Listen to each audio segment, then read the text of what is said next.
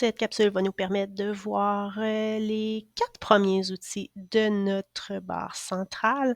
Donc, sélectionner, crayon, efface et texte. La sélection. Donc, si je viens encercler seulement qu'une lettre, je vais avoir une sélection seulement d'une lettre. Si je viens cliquer sur la lettre plus précisément, ça va me faire encore la même chose.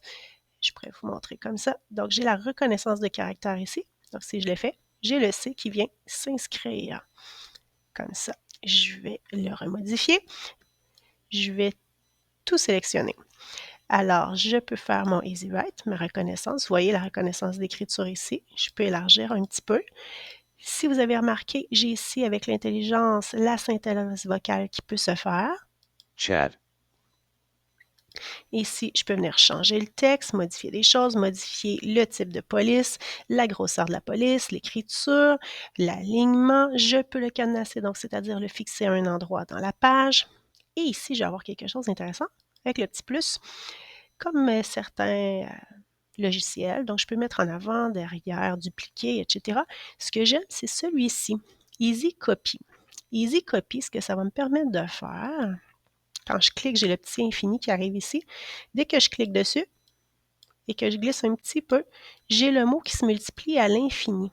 Donc, je pourrais avoir, par exemple, des pièces de monnaie que je viens multiplier comme ça, des petites unités avec des dizaines, des centaines que je viens bouger comme ça.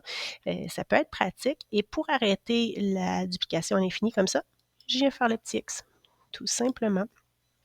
Donc, voilà.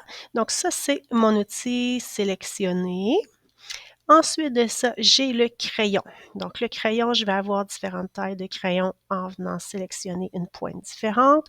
Je vais avoir le marqueur, je vais avoir le pinceau qui détecte la largeur. En passant, vous pouvez prendre des pinceaux de magasin à aubaine, puis ça va vraiment permettre de faire différentes largeurs sur le tableau. Et si j'avais utilisé plutôt la version EasyWrite du tableau en mode autonome, donc j'aurais ici le double utilisateur. Quand je me sers d'une pointe fine, j'aurai une couleur et la pointe large, j'aurai une autre couleur qui serait disponible. En venant faire ça ici, donc la palette, je peux ajouter la couleur que je veux. L'efface maintenant. Donc, si je viens faire l'efface, je vais enlever une petite section.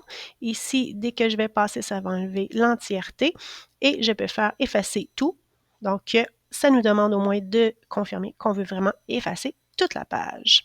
On revient à ceci.